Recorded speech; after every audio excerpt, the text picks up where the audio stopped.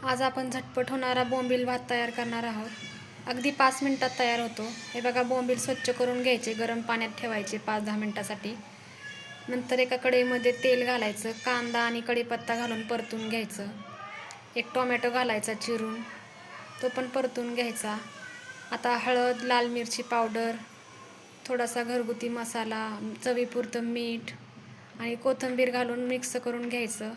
थोडंसं पाणी घालायचं म्हणजे जरा सॉफ्ट व्हायला सगळं भाज्या, टोमॅटो आणि कांदा। नंतर आपण बोंबील पाण्यातले काढून आपलं मस्त परतून घ्यायचे। परत आपला भात घालायचा त्याच्यामध्ये। भात पण चांगला परतून घ्या, जेवढा जास्त परताल ना तेवढी जास्त चव चांगली येते। थोडीशी कोथिंबीर घालायची, परत एकदा परतून घ्यायचा। मुलांना असं मधल्या वेळेत खाण्यासाठी खूप असं काहीतरी झटपट असलं ना, मग त्यांचं पोट पण भरतं।